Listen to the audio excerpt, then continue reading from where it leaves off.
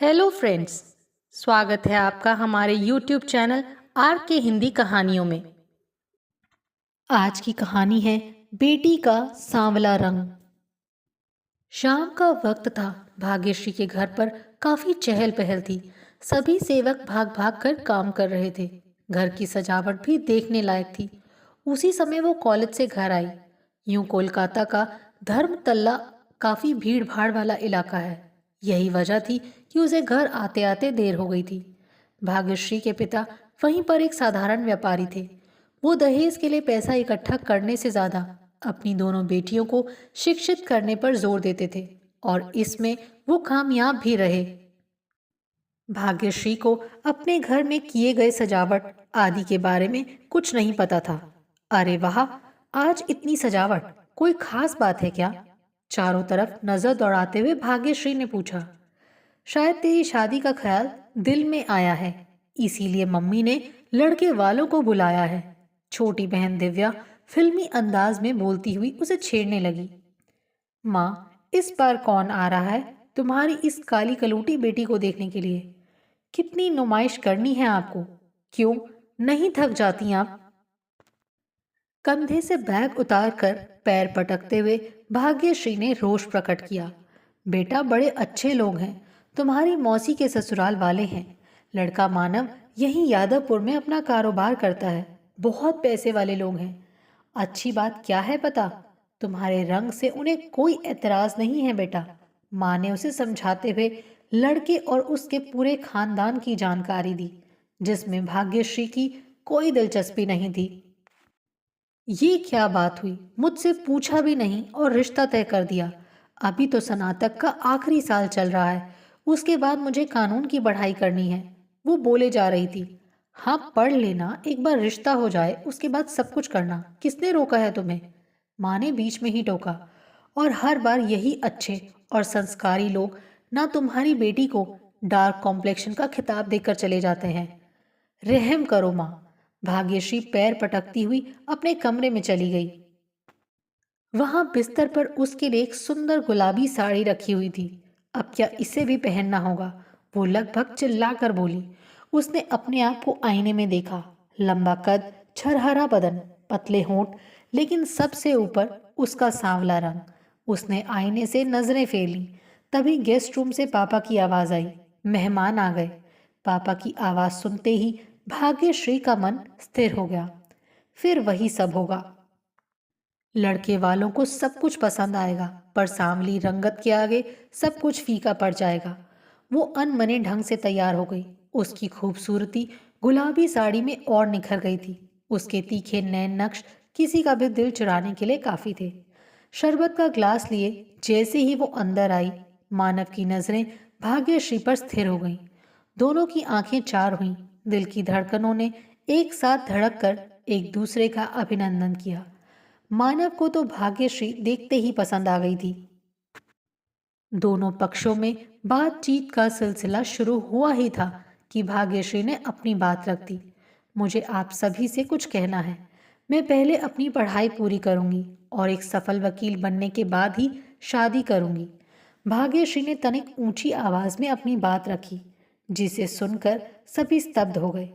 मानव के घर वाले जहां बड़ी मुश्किल से उसके सांवले रंग से समझौता कर लड़की के घरेलू होने की बात पर राजी होकर रिश्ता लेकर आए थे, वहीं उसका मुखर होकर बोलना एवं पढ़ाई और नौकरी वाली बात को सभी के समक्ष बेबाक होकर रखना उनसे बर्दाश्त नहीं हुआ।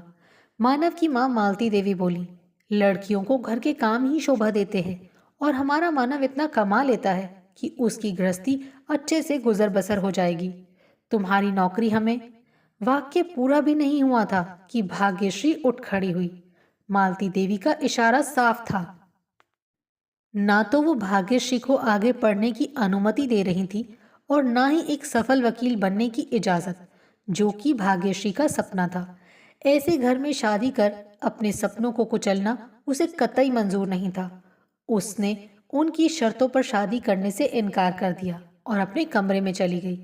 भाग्यश्री के इस व्यवहार को मालती देवी ने अपना अपमान समझ लिया और मानव का हाथ पकड़कर खींचती हुई कमरे से बाहर निकल गई। पर मानव का दिल तो वहीं भाग्यश्री के पास छूट गया था। उसने घर पहुंचते ही भाग्यश्री के मोबाइल पर मैसेज किया, प्रिय भाग्यश्री, मुझे आपके सपनों के साथ कदम से कदम मिलाकर चलना है। माँ पुराने ख्यालात की हैं, लेकिन मेरा यकीन कीजिए कि मैं उन्हें मना लूँगा। आप बस वो कीजिए जो आपका दिल चाहता है। और हाँ, कहीं अगर मेरी ज़रूरत महसूस हो तो एक बार आवाज़ ज़रूर दें। एक बात और, मैं माँ के खिलाफ जाकर आपसे शादी कर तो सकता हूँ, पर करना नहीं चाहता। थोड़ा समय दीजिए, मैं सब कुछ ठीक कर लूँगा। यकीन मानिए, मैं बारात लेकर आपके ही घर आऊँगा। आशा है तब तक आप भी मेरा इंतज़ार करेंगी। आपका और सिर्फ आपका मानव। सामने तो कुछ बोला ना गया, पीठ पीछे हल्ला बोल। बहुत देखे ऐसे आशिक आवारा। कहते हुए वो संदेश को मिटाने लगी, पर हाथ रुक गया। पहली बार किसी से इतनी आत्मीयता मिली थी, कैसे जाने देती भला। इस बात को बीते लगभग 7 साल हो गए थे। भाग्यश्री ने वो मुकाम भी हासिल कर लिया था जिसके लिए उसने शादी के कई रिश्तों को ठुकराया था। वैसे इन 7 सालों में मानव ने कभी उसे अकेलेपन का एहसास होने नहीं दिया था। दोनों औपचारिक रूप से मिलते व एक दूसरे का हालचाल लेते रहते थे। ये बात और थी कि मालती देवी इन सभी बातों से बिल्कुल अनजान थी। भाग्यश्री अपने सपनों को साकार करती सिविल कोर्ट में प्रैक्टिस करने लगी थी। उसकी छोटी बहन का विवाह अच्छे घराने में हो गया था। उस दिन सुबह के करीब 10 बजे थे। मालती देवी रोजमर्रा के कामों के लिए अपने नौकरों पर हुक्म चला रही थी। तभी उनकी बेटी कामिनी रोते बिलखते मुख्य दरवाजे से अंदर आई। माँ, अब मैं कभी ससुराल वापस नहीं जाऊंगी। चेहरे पर खून जमने से बने स्याह धब्बे साफ नजर आ रहे थे। कामिनी मानव की बड़ी बहन थी। कहने को तो शादी के 8 साल हो गए थे, लेकिन एक भी साल ऐसा नहीं गुजरा था जब कामिनी को सताया ना गया हो और कामिनी रोती बिलखती घर ना आई हो। हर बार उसे समझा दिया जाता, हाथ जोड़े जाते थे और समझा बुझाकर उसे ससुराल भेज दिया जाता था। लोग क्या कहेंगे, बेटी की डोली मायके से निकलती है और अर्थी ससुराल से। मालती देवी हर बार इन्हीं बातों का वास्ता देकर कामिनी को ससुराल भेज देती थी। और यही वजह थी कि उन्होंने भाग्यश्री का रिश्ता ठुकरा दिया था, क्योंकि वो समाज के नियमों के विरुद्ध जाकर पढ़ना चाहती थी, अपने पैरों पर खड़ा होना चाहती थी, वकील बनना चाहती थी। मगर आज कामिनी की इस दशा ने कोई ठोस कदम लेने पर उन्हें मजबूर कर दिया था। राजू, राजू, मालती देवी ने ड्राइवर को जोर से आवाज लगाई। जी मेम साहब। राजू दौड़ कर आया। गाड़ी निकालो, मालती देवी ने आदेश दिया। कामिनी, गाड़ी में बैठो, मालती देवी ने पर्स हाथ में लेते हुए कहा। राजू गाड़ी निकालकर खड़ा था। दोनों माँ बेटी गाड़ी में बैठ गए। गाड़ी चलने लगी। कहाँ जाना है मेम साहब? ड्राइवर ने डरते डरते पूछा। सिविल कोर्ट, मालती देवी ने बड़े ही आत्मविश्वास के साथ कहा। कामिनी उनके चेहरे को आश्चर्य से देखने लगी, क्योंकि उसे लग रहा था कि इस बार भी माँ उसे ससुराल छोड़ने जा रही हैं, और उसने ये भी सोच लिया था कि इस बार अर्थी निकलने वाली बात को वो सच कर दिखाएगी। लेकिन माँ द्वारा सिविल कोर्ट का जिक्र करने से वो अपने अंदर संतोष का अनुभव करने लगी। अब तक वो दूर बैठी थी, करीब आकर वो माँ से लिपट कर रोने लगी। सिविल कोर्ट के आगे राजू ने गाड़ी रोक दी। मालती देवी कामिनी का हाथ पकड़े लगभग दौड़ती हुई चल रही थी। मन में केवल यही था कि इस बार बेटी को इस नकली रिश्ते से आजाद करना है। तलाक दिलवाकर ही चैन लेगी। जहां ना पति का प्यार है, न सास ससुर का स्नेह, फिर क्यों बनी रहे वहां। उन्हें सारी बातें याद आ रही थी कि किस तरह से कामिनी को बहू ना समझ, बेटी समझने का वादा किया था उसके ससुराल वालों ने, लेकिन खोखले वादों के अलावा कुछ भी नहीं दिया था। मालती देवी की आंखों के आगे चलचित्र की तरह सारे दृश्य घूमने लगे थे। कामिनी देवी का हाथ थामे सिविल कोर्ट के बड़े से दरवाजे से अंदर चली गई वो। सभी वकील अपने अपने क्लाइंट के साथ व्यस्त थे। किससे अपनी बात कहे, किसी को तो नहीं जानती वो। तभी उनकी नजर एक नेम प्लेट पर पड़ी। भाग्यश्री नाम को दोहराया उन्होंने। यादों के मानस पटल पर धूल जम चुकी थी। उसे झाड़ा तो तस्वीर साफ हो गई। वो लगभग दौड़ती हुई उसके पास पहुंची। भाग्यश्री के आगे हाथ जोड़कर खड़ी हो गई। उन्हें ऐसी स्थिति में देखकर भाग्यश्री हड़बड़ाकर उठकर खड़ी हो गई। वो समझ नहीं पा रही थी कि मालती देवी ऐसे क्यों खड़ी हैं। कई सवाल एक साथ सामने आ जा रहे थे। आप बैठ जाइए ना मैडम, भाग्यश्री ने औपचारिकता निभाई। मैडम कहा उसने, लगता है मुझे नहीं पहचाना, मन ही मन सोचने लगी मालती देवी। मालती देवी ने पर्स से फोन निकाला और नंबर डायल करने लगी। मानव, तुम जहां कहीं भी हो यहां आ जाओ, पता राजू से पूछ लेना। जल्दबाजी में केवल इतना ही बोल पाई वो। माँ, क्या हुआ? मानव ने कभी माँ को इस तरह बात करते नहीं सुना था। वो भी बहुत घबरा गया। आधे घंटे में मानव उन सबके सामने था। भाग्यश्री ने मालती देवी को पानी पिलाया, उन्हें शांत किया और फिर एक एक जानकारी उनसे लेने लगी। मामला दहेज उत्पीड़न का था। मैडम, देखिए, अब हमारे पास दो रास्ते हैं। एक तो आप जाकर पुलिस थाने में शिकायत दर्ज करवाएं और आगे कानूनी कार्रवाई की लंबी प्रक्रिया होगी। फिर जो फैसला होगा वो हमें मानना ही होगा।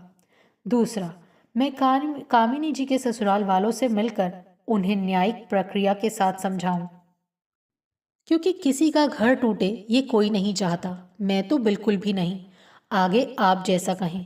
भाग्यश्री बोले जा रही थी, जिसे मालती देवी सुनकर निहाल हुई जा रही थी और उन्हें अपने किए पर ग्लानि भी हो रही थी। बेटा, तुम्हें जो ठीक लगे वही करो, मालती देवी बोली।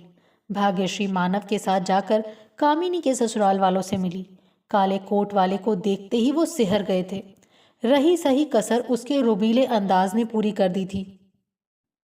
उसने उन्हें दहेज उत्पीड़न पर लगने वाली धाराओं के बारे में बताया, ना मानने की स्थिति में होने वाले दुष्परिणामों की भी जानकारी दी।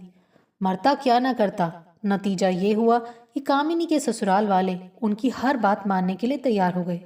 कामिनी के लिए 6 महीने का पूरा आराम, साथ ही पति द्वारा खाना बनाकर खिलाए जाने की हिदायत एवं देखभाल करने की जिम्मेदारी सास ससुर के ऊपर देकर, साथ ही दहेज में दी गई पूरी रकम को कामिनी के बैंक खाते में भेजने का आदेश देकर भाग्यश्री और मानव वापस आ गए थे।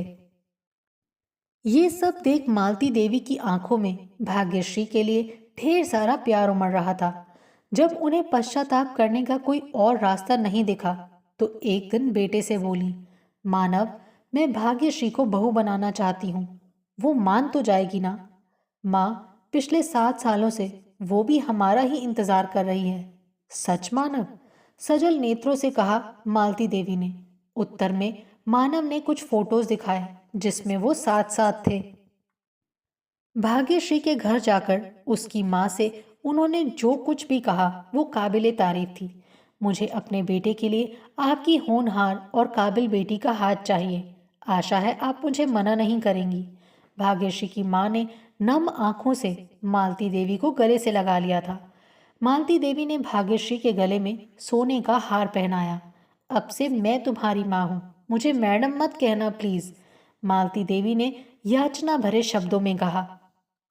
मानव वहीं सोफे पर बैठा मुस्कुरा रहा था। जैसे ही एकांत मिला तो बोल पड़ा, कहा था ना मैंने, बारात लेकर आपके ही घर आऊंगा। भाग्यश्री क्या कहती भला, शर्माकर दोनों हाथों से चेहरे को ढक लिया था उसने। वाह वाह जी, क्या जोड़ी बनाई है। भैया और भाभी को बधाई हो बधाई। दिव्या ने फिल्मी अंदाज में गाकर दोनों को साथ खड़ा किया। फिर दोनों ने घर के सभी बड़े सदस्यों का आशीर्वाद लिया। माहौल बेहद ही खुशनुमा लग रहा था। आपको हमारी ये कहानी कैसी लगी, प्लीज़ कमेंट करके ज़रूर बताइए। अगर आप इस चैनल पर नए हैं तो इसे सब्सक्राइब करें और शेयर करें। Thank you.